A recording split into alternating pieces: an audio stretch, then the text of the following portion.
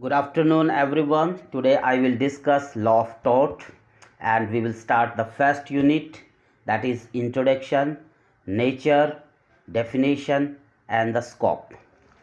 So, the first thing is that what is tort, and to understand what is tort, we will take an example. Suppose there is a person A and Mr. A is a qualified voter.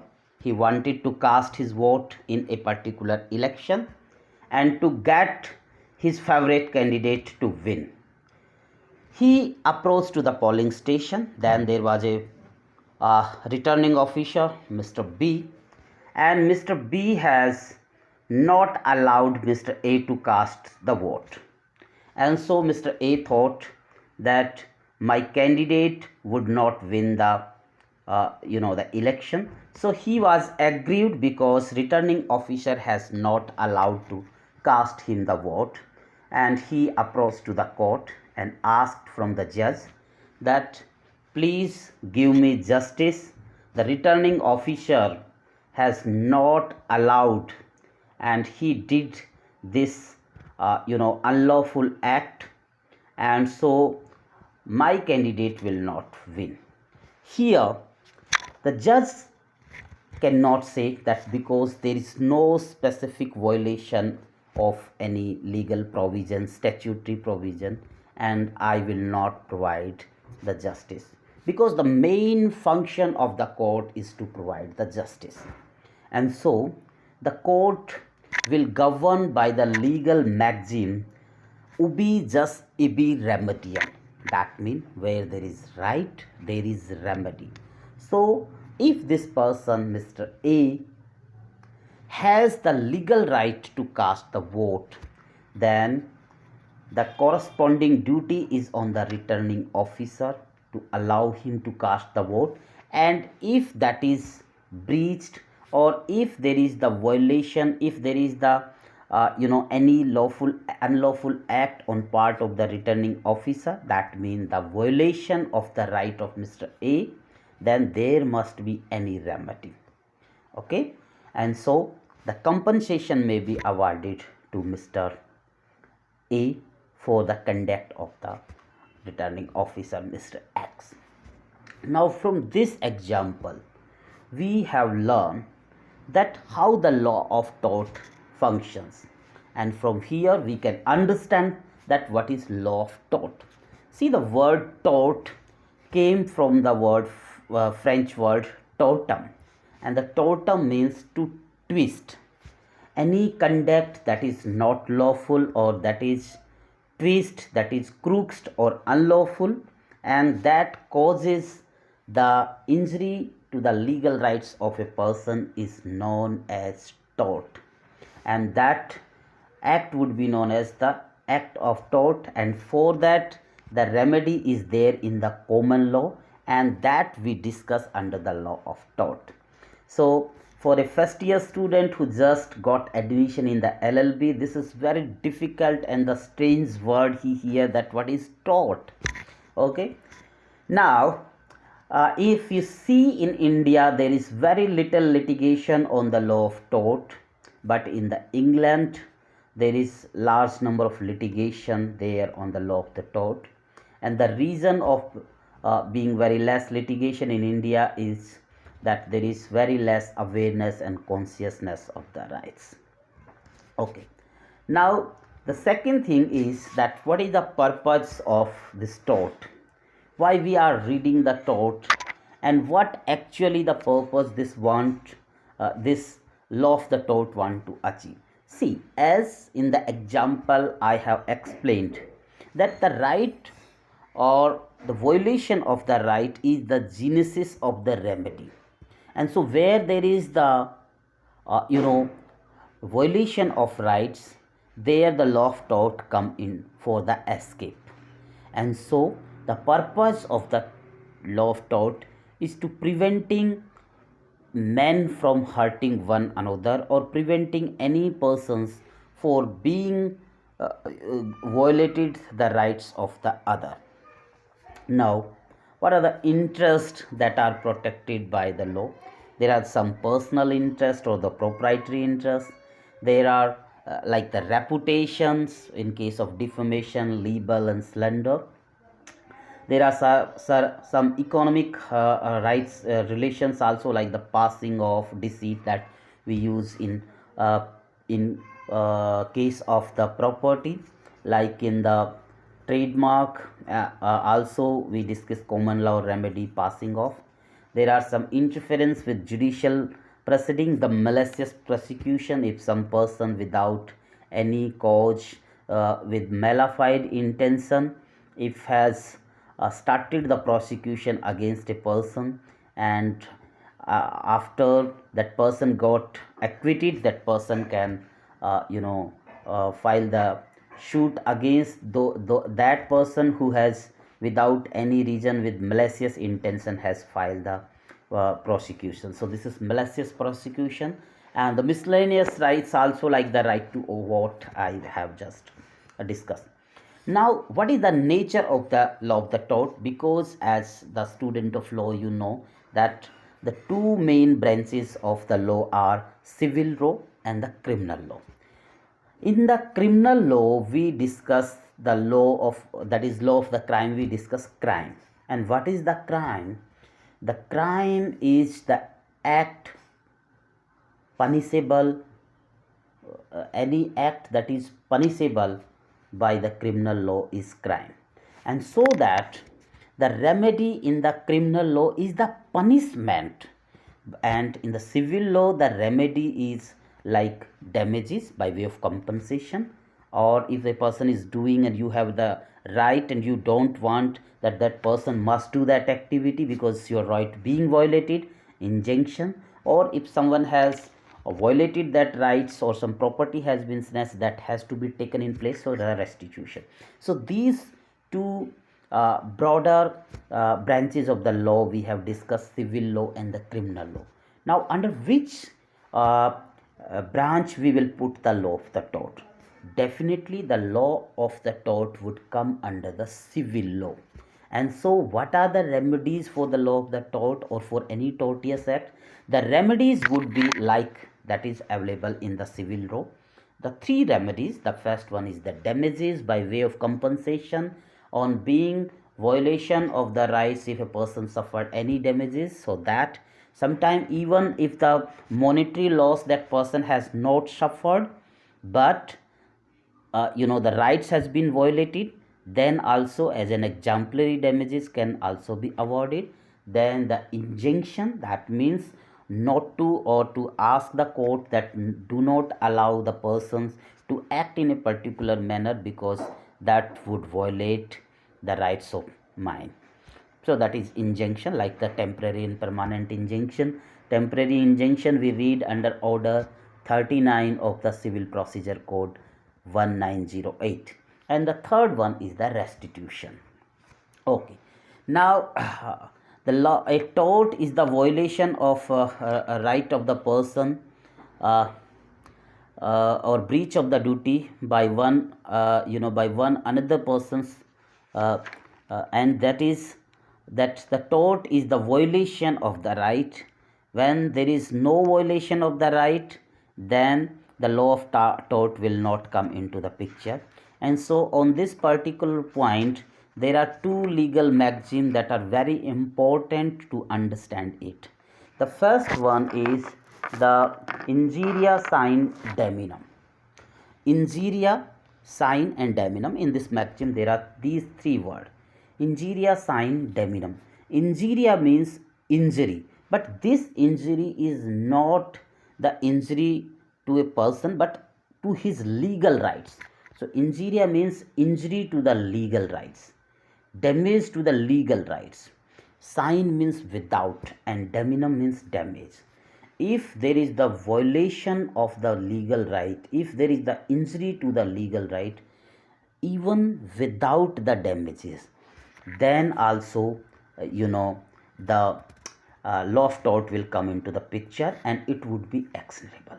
So injuria sine daeminum, in case of injuria sine daeminum, law of tort will come into the picture, it would be actionable and remedy would be provided, because injuria means violation of legal right. And so where there is right, there is remedy. Ubi jus ibi remedium. And on this particular point, the injuria sine deminum, I would like to discuss two very famous and interesting cases. One is from outside India, and the another case is from our India, from our Supreme Court. The first case is Asbay versus White, 1703, very old case. In the law of the tort, we read very old cases because whole law of the tort is on the common law and the whole law of the tort is on the case basis. The only thing for applicability of the law of the tort, that you have to show that you have the right and the other person through his act or the omission has violated the right. Then even if you have not suffered the damages, that means the physical damages, the monetary loss, the remedy would be provided to you. In the Aspe versus White, the plaintiff, was the qualified voter, the same thing that I have told you in the earlier example, but he was abstained by the the returning officer, and so he could not vote for his favorite candidate. But the interesting point, that the candidate to which he wanted to vote was already won in the election. And when this question was before the court, and he said, the defendant said that, sir, the candidate to which he wanted to cast his vote, he's already won the election, so he have suffered no damages. Then the court has observed and said that no, the damages, the physical, the monetary loss or any other losses are not important. The important thing is that whether rights has been violated or not, whether there is injuria or not, whether there is legal injury or not. And so the court has applied injuria sine deminum. The injury to the legal right even without the damages are actionable. The second case is Bhim Singh versus State of Jammu Kashmir. Here the plaintiff, Mr. Bhim Singh, was the member of Legislative Assembly of the Jammu and Kashmir, and he was going to participate in the assembly, and the police has illegally detained him for not going to the Jammu Kashmir assembly, and so he could not participate in. Here also the Supreme Court of the India has applied in the injuria sine deminum. That means that maybe there is no damages, but when there is the legal right and this person has the constitutional right to participate in the assembly because he is the elected member of the Legislative Assembly, and awarded the damages. Then there is another maxim, and this maxim is similar to its, only the words has been changed, the deminum sine injuria. Deminum sine injuria. And here the student get confused that whether the deminum sine injuria is actionable or injuria sine deminum is actionable. See, it's very simple. You have to understand the meaning of every word. Injuria means legal injury, sine means without, deminum means damages. So here the second maximum, deminum means damages, damages तो हैं, sine without, injuria any legal violation of the legal right. So damages without injuria of or injury to the legal right. So if the rights has not been violated, then even the damages are there, that would not be actionable. Law of tort will not apply, because the law of tort, or because the maxim says that ubi jus ibi remedium, where there is right there is remedy. The one thing is that one has to prove that there is the right and that right has been violated, only then the law of tort will come into picture. Here also I would like to discuss two cases. The first one is the Gloucester Grammar School case.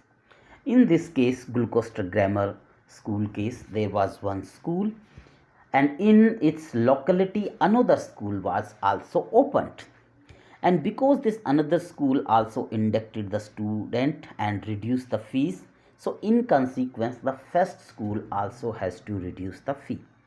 And so they have went to the court and say that they have suffered the losses. Suppose they are earlier taking 1000 rupees fees for per student, now they have to take only 800, so 200 per student they are suffering the losses. I just giving the example, I don't know actually what was the fees.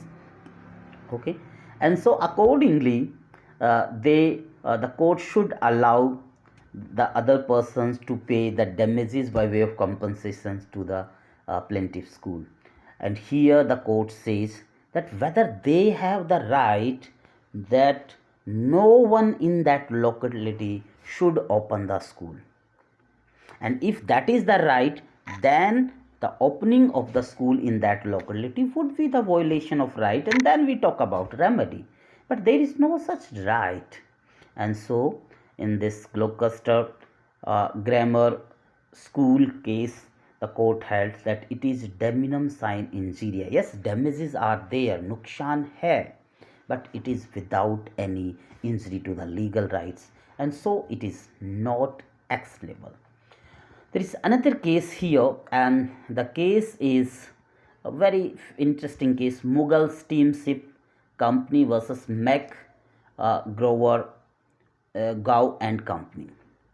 In this case also, some companies, 2-3 companies together, they start doing the business, and because of that the plaintiff company has suffered the losses, but the plaintiff company was failed to show that it has the right in that manner, and that has been violated. So injuria was not there, it was without injury. So even if one is suffering the damages, but if it is without injury, law will not come to rescue. And that's why in the beginning I said that in the law we are concerned only about the three things: rights, liabilities, or you can say duties, and remedies. And rights and duties are corresponding to each others. In the Hoffeldian analysis, maybe in the third year, you will discuss that if there is a right, there is corresponding duty. Okay, so I'm not going into that detail. Just quickly to the next thing, that this law of tort we have understand. Now there are some definitions has been given by the different in some statute or different jurist, and that we have to discuss because that is in our syllabus. See, there is a particular law that talk about or that define that in which particular time on one has to file the suit or the criminal action or for an application. And so that is known as law of limitation. Limitation Act 1963 actually define and provide the time period in which one has to file the appeal, application, suit, etc. In the section 2M of the law of limitation, for the tortious act also the limitation period is defined. It's not that if some wrong has been committed to you and you are going after 50 years, after 20 years, that is not allowed. For everything the time has been defined, and accordingly one has to go to the court for getting the remedy. So in the section 2M of the the limitation act 1963, the tort has been defined as: tort means the civil wrong which is not exclusively the breach of contract or the breach of trust. So tort is the civil wrong, and so if it is a civil wrong, so definitely there would be the civil remedy, but that is not exclusively breach of tort or breach of breach of contract or breach of trust. So it's not exclusively. Sometime maybe the same act is covered under the breach of tort, same act is covered under the breach of contract, but it is not exclusively. The liability arises, the relation arises was not through the contract, okay, and neither it is through the trust. Then the second definition has been given by Salmon. The Salmon says that it is a civil wrong. The tort is a civil wrong for which remedy is a common law action for unliquidated damages. See, there are two types of damages: liquidated damages and unliquidated damages. Liquidated damages are those damages who are predetermined, who are pre-calculated, and this is possible in law of contract because there the relationship is already there, and so they can even define that in case of the breach of the contract how much damages one has to pay to the another party. Then the second is the unliquidated damages, those damages that are not predefined, not predetermined, and these are possible in law of contract also, but in the law of the tort it is always unliquidated damages, because how much damage you have done to the other party have to be absorbed or have to be calculated after the wrong has been committed. Before that, even the parties are unaware about each other. And then it's Salman saying that which is not exclusively the breach of contract or breach of trust or other mere equitable obligation. So the law of tort is different from law of contract, trust or other equitable, the law with respect to the equity on the equity. Then there is another definition of the law of tort, and that is Pollack. Pollack says that every tort is an act or omission not being merely the breach of duty arising out of the personal relation or undertaken by the contract. So similarly, the Pollack is also saying that law of the tort is an act or omission not exclusively through the breach of contract or breach of the trust, which is related to harm whether there is a measurable actual damage or not. So it's saying that whether damages are not or damages are there. So we discuss injurious sign damaging. So if there is a violation even without damages, that is actionable, suffered by the determinate person.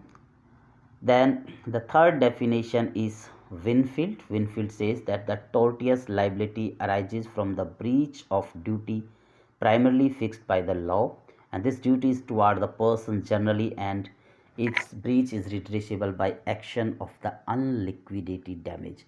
So here he is talking about that the law of the tort is breach of the duty, and this duty is not through the law of the contract.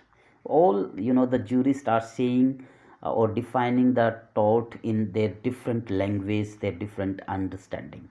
Yes, this duty is not because there is a relationship as in the law of the contract, but it is already fixed by the law. So right in rem, not right in personam.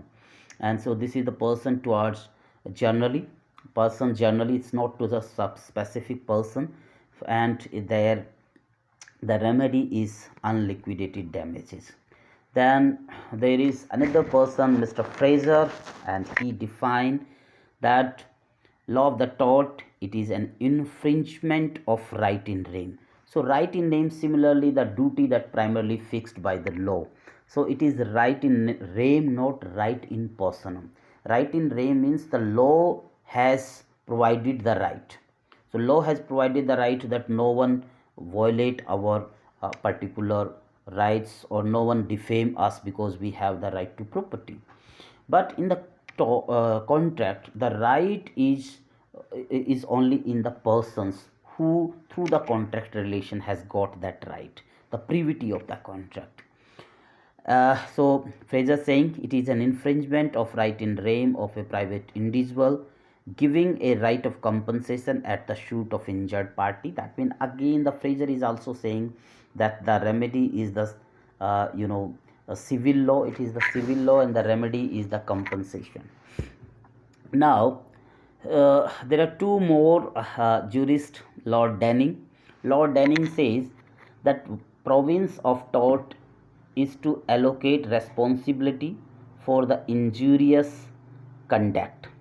That means the law of the tort apply where there is the injurious act or there is the injury to the legal rights, then the ketone and ketone, the tort law is a body of law concerned with granting or denying claims of individual or impersonal legal entities against each other for award of damages or other form of legal relief.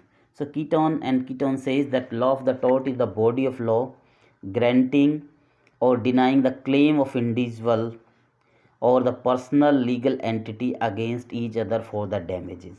So no definition is complete, but from definition from these jurists we can find out the elements of the law of the torts that we will discuss. But before that, there is one confusion that in some time it is known as law of tort, sometime it is law of torts. And so which is correct? There are two theory.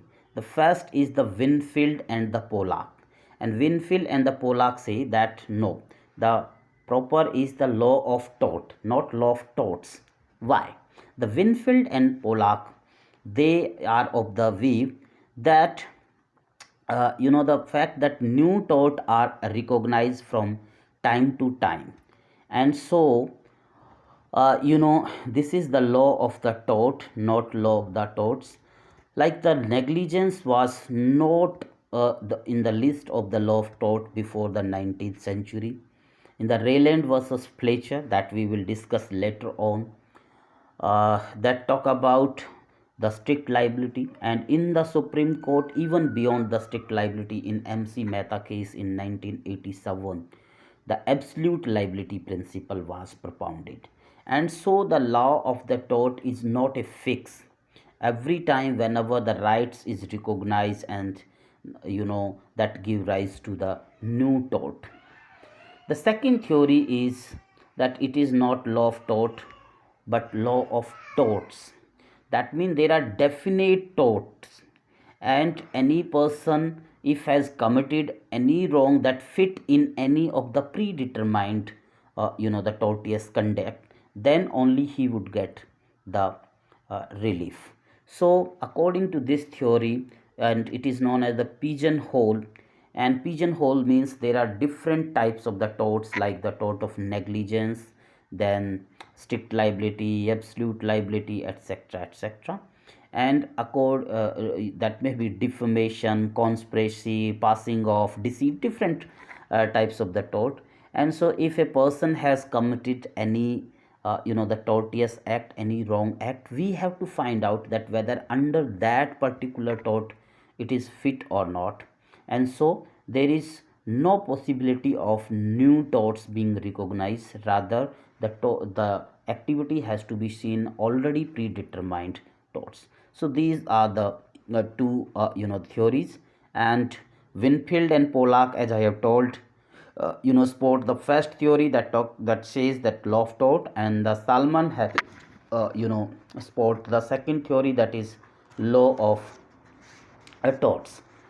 Now there is next thing, and that is very important. Many time people want to know, and even the question is asked, that what is the difference and the similarity between the tort and the crime.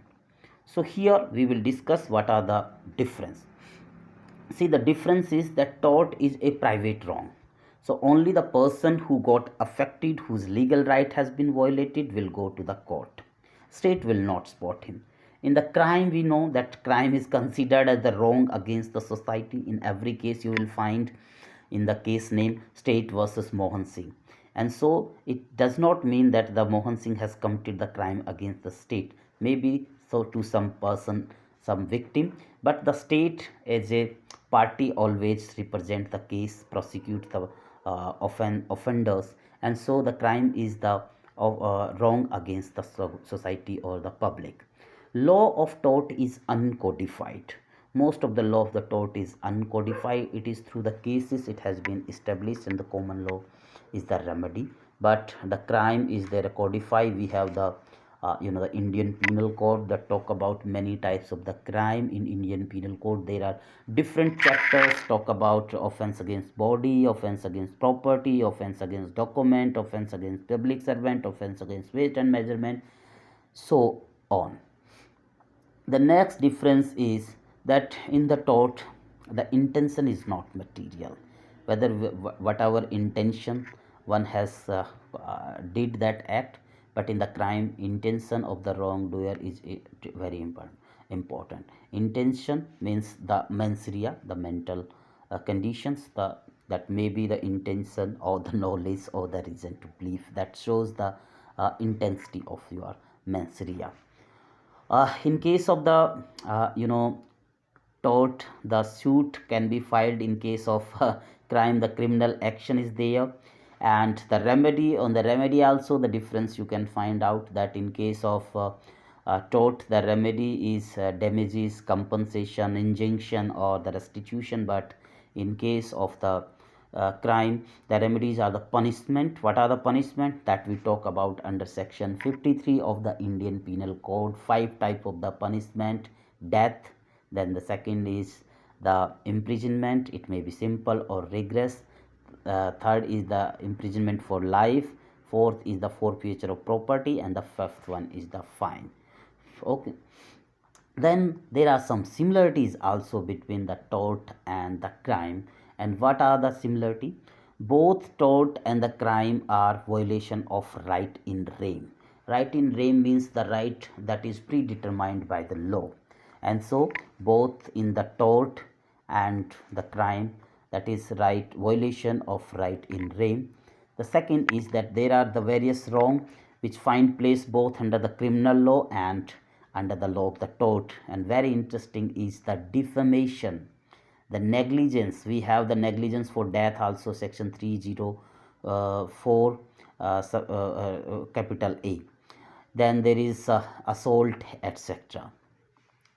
Then second is that what is the difference between the tort and the contract? See, there is the difference between tort and contract, and even there is some similarity between the law of tort and the law of contract. The tort is a duty primarily fixed by the law, and the breach of this duty constitute the tort. But the breach of contract is the duty fixed by the parties. There is the duty fixed by the parties, and so this is the first difference. The second difference is a tort is the violation of right in rem, but the contract, breach of contract, is the violation of right in personam. The third difference is that in the tort, the obligation arises independently of any consent, but the whole law of contract and the breach, if you talk about the law of the contract, arises when both the parties consented on that particular condition. But in the law of tort is not that both the consented party, they consented that I will not do this activity. In the tort, the motive may be taken into account, not the intention I'm talking about. I'm talking about motive. The motive may be taken into the account. But in the breach of contract, the defaulting party bounding to incur the liability irrespective of the motive. Then in the tort, the damages awarded are unliquidated damages because that cannot be predetermined. But in the law of breach of contract, the damages may be liquidated. Then with these differences, there are some similarities also between law of tort and breach of contract. Both law of tort and breach of contract are the private right, okay, and the action is taken by the injured person, not like in the law of crime where the state take the action. And the second is that both the same fall under the civil law, so the remedies are also the same. Okay, so with that we have discussed these differences. Now we can discuss the elements of the tort also.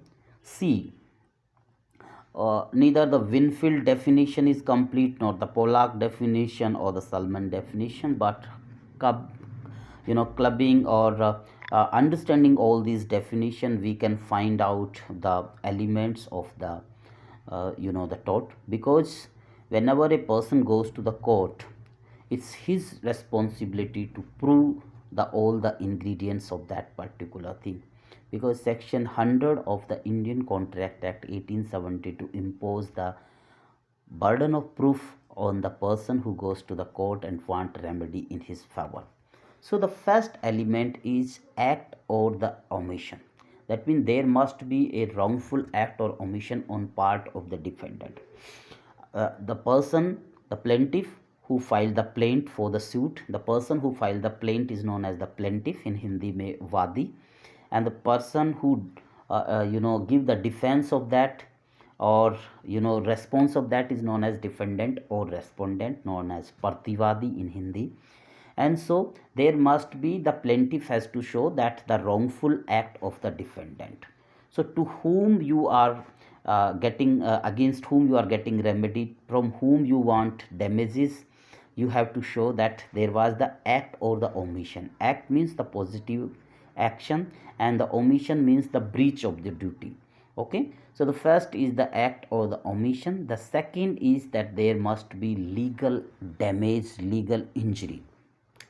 So such action or act would right to the legal injury, and for that legal injury one has to show the legal rights also, that this was the legal right and this right has been violated.